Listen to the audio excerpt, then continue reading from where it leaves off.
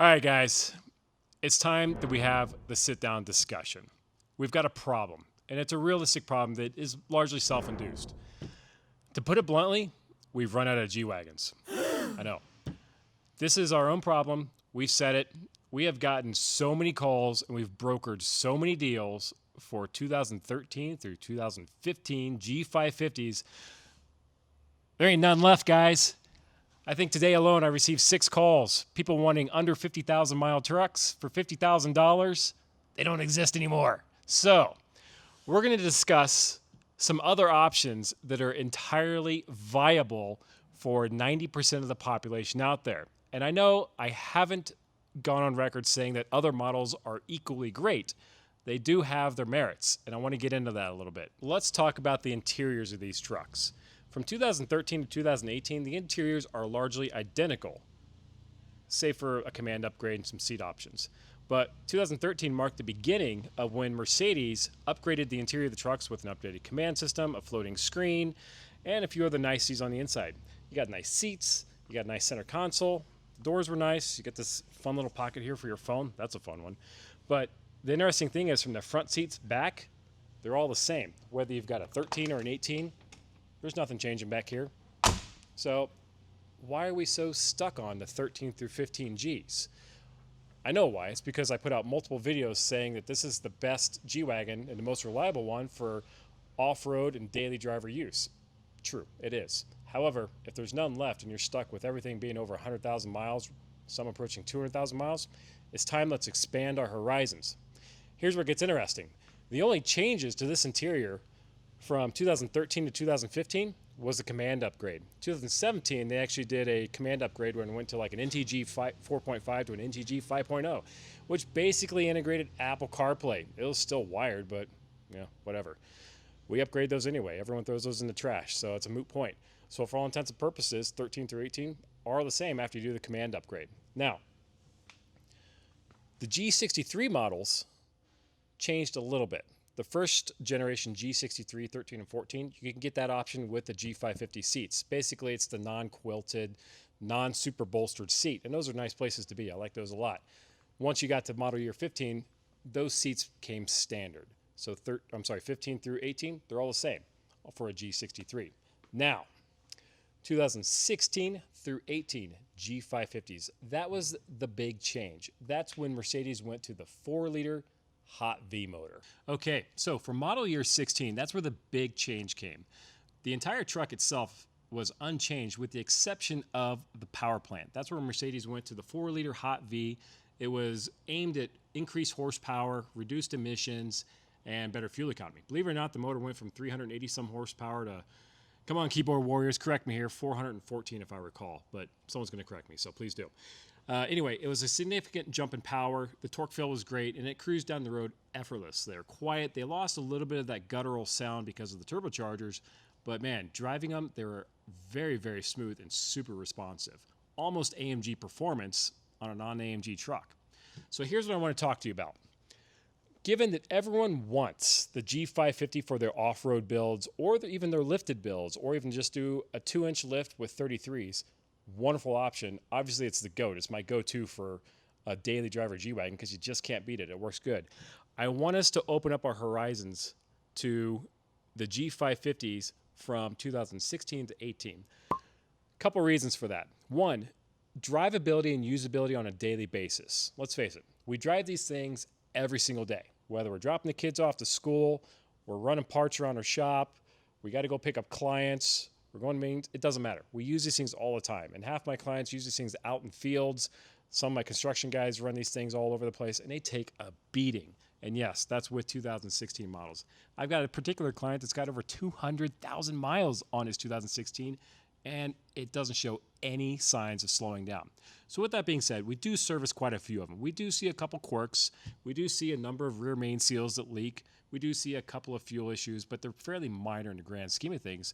But the key thing to consider is these are going for 200,000 miles plus, and we just don't see the major failures. Now, again, I'm sure someone's going to chime in and say, I've got this happen, or this happened to me and it blew up, yada, yada. Great, let's hear about it. But I haven't seen it yet, and we service a crap load of these. So that's one thing I want us to consider. The other thing is value price point. Currently, at this day and age, we're week 1 in September when we're recording this.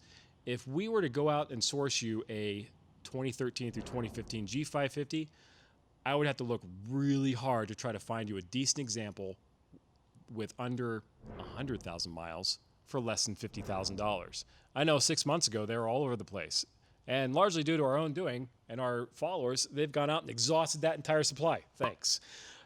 So if we were to switch it up a little bit and go for a 2016 through 2018 model year, all of a sudden we're able to find a lot more trucks, a lot lower mileage, a lot of them under 50,000 miles. That's the key thing here. They're just getting out of factory warranty, and a lot of them still have aftermarket warranties that are still attached to it, which is interesting for a lot of folks. And they've led a pretty good life. But the key thing is they're cheaper. I can turn around and buy later model trucks for less money with less miles. That's still a brilliant platform that I personally would love to live with on a daily basis. There, I said it. They're great. And for those of us that are not hardcore off-roaders, it doesn't matter. Again, you can still do the 2-inch lift. You can do the 33s. You can do the bumpers, onboard air, rack, everything. Still overland the crap out of the thing and not really have any issues. You just have to watch how you drive it. Not a big deal. And for those of you that really want an off-road bumper, there are a couple companies that have some out there, or we can get you a professional bumper that bolts right up to those. That's an option we haven't talked about yet, but it's coming. So to paraphrase with what I'm trying to say here, if you're dead set on a G550, i.e. a non-AMG model, which is still fantastic from an off-road standpoint because you can fit the smaller 18-inch wheels because they have smaller brakes, the G550 is a great option. So there's a third model I want to talk about now. Here's where things get kind of thrown on their head. The G63, the unloved stepchild of the off-road world. So those of you that want to do hardcore rock crawling or plunk along in the field and aren't really after the big flash, bang, and show of the big trucks, it's not for you. I get it. They suck a lot of gas. They get all the looks. They make all the noise, and they're full of drama. They're for some people not. However, if you find yourself at a point in life where normal off-roading is kind of boring and you try to rally through everything and catch air and want to go really fast and do some really crazy stuff, that's where we need to talk. The G63 is an interesting platform for me, and I've got a lot of love for it. Here's my reasoning is, yes, we can fit the smaller 18-inch beadlock wheels on a G63 with some wheel adapters. I know. Someone's going to say, oh, wheel adapters. Shut up. Yes, you can fit wheel adapters on this. There's a way to do it right. Write me an email. Anyway, you can fit 18s on there. You can fit 35s. You can do all that stuff. You can put Kings. You can put Invictus. You can put all the stuff on there. And yes, I've jumped these, and they do great. The other reason I like these is they're still lightweight. There's some weight up front, but again, watch the way you drive. They make brilliant vehicles for mountain driving. Those of us that live on the West Coast or up north in Canada or any of the other places where you're routinely changing elevations from 5,000 feet, 10,000 feet plus. We've got roads here in Colorado that go over 14,000 feet. A naturally aspirated G-Wagon is a little bit of a struggle to get over some of these hills. It's going to be working very, very hard. A turbocharged model, either G550 with the 4-liter V8 or the G63 with all of its glorious 560 horsepower, romps over all the mountain passes without flinching. It's glorious. I love it. Yes, you're going to get 10 miles a gallon, but you get 10 miles every mile. It's great. I love them. So that's something I really want you to consider. There's still a lot of options out there, and I do have a lot of clients that build some just insane G63s, and they use the crap out of them, and I love them for that. Now, if you're also in the other camp where you want a reliable G-Wagon that you're going to use 99% of the time, i.e. a daily driver, this is where we really need to talk. If you're at that point in life where you're finally ready to step up out of that crappy Toyota or that miserable Jeep, this is where we want to have that conversation. Whether you're the man of the household or the woman of your household, this is where we want to talk to you because there's a lot of good options. For 99% of our road use, we want to consider the G550 from 16 to 18 because it's going to fill all those voids. You're going to have great drivability, decent fuel economy, tons of power, tons of reliability, and you're going to have lots of smiles on your face. And most importantly, right now they're really affordable.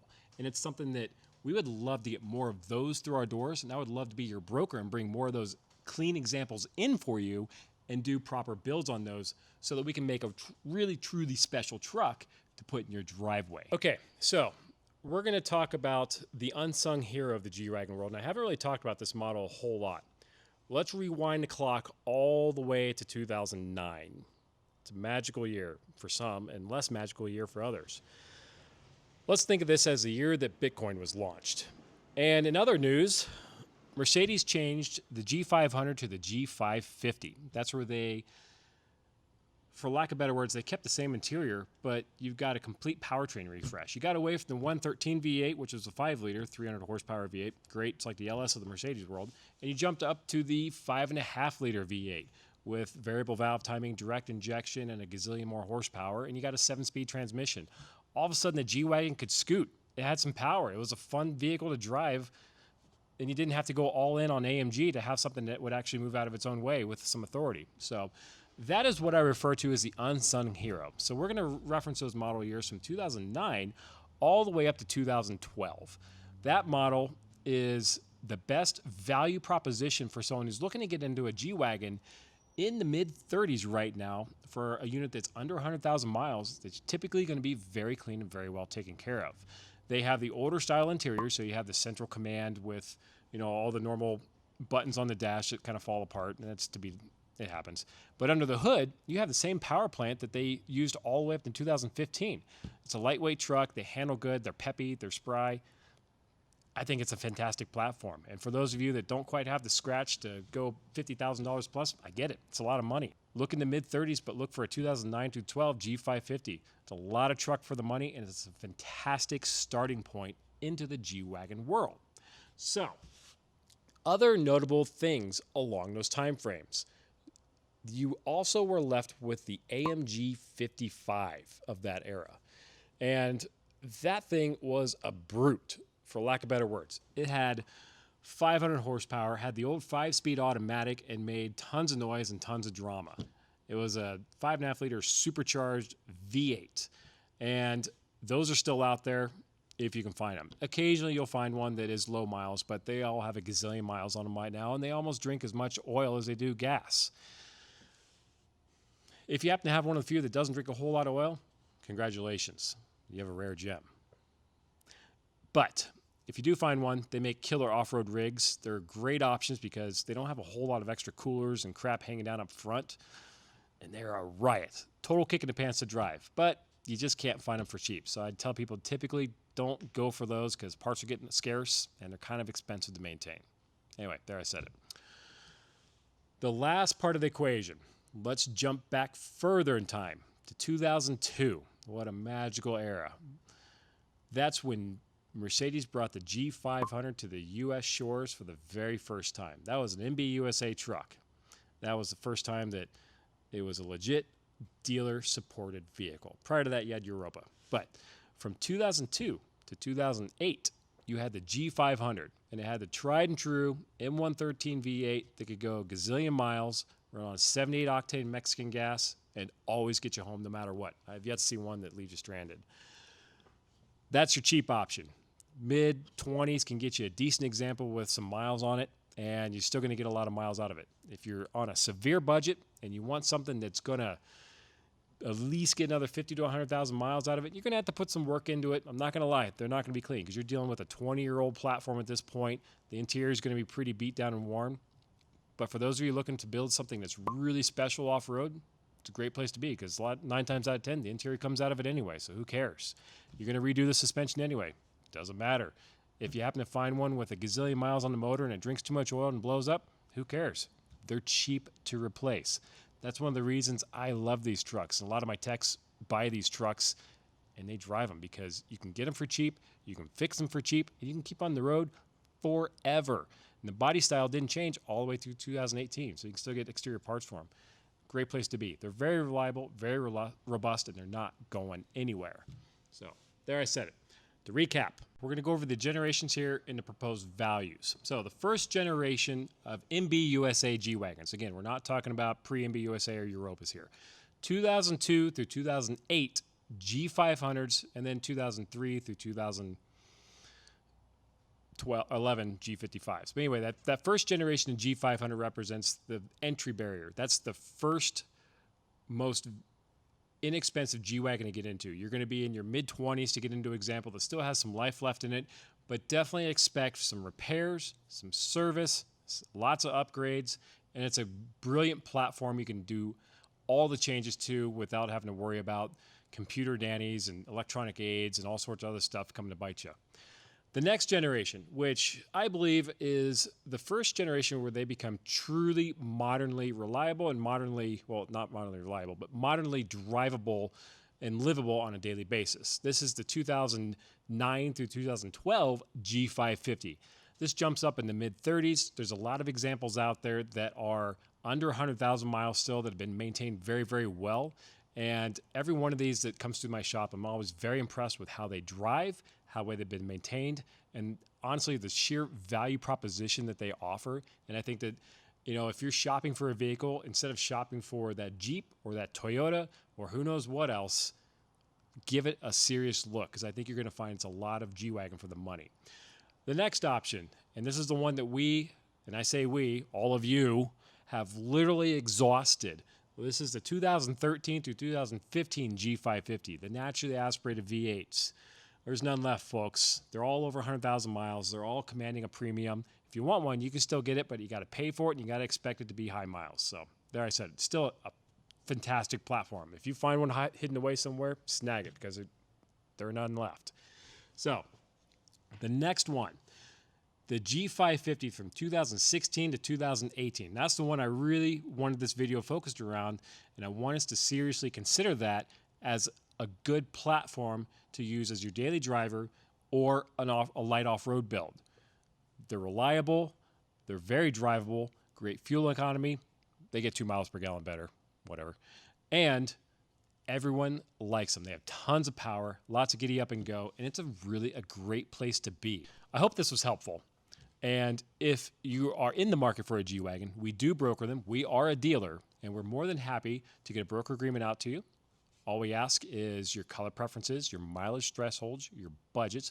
We'll talk you through what to expect and kind of put the bumpers up and get you some guidelines. And then we will get to work on finding you your ideal G-Wagon and then go through the next process, whether you want to take delivery of it as is, or we do the mods and upgrades as it sits on a lot, and then you take position of it after it's fully built. And a lot of people do that. So if you're interested in that, get in touch with us, Joe Goetsch, Alliance Auto Care. My email and our shop phone number is going to be in the link below. Oh yeah, obviously to address the obvious, this is a different format for us. We haven't done this before. We're usually out driving stuff and it's a little bit more interesting.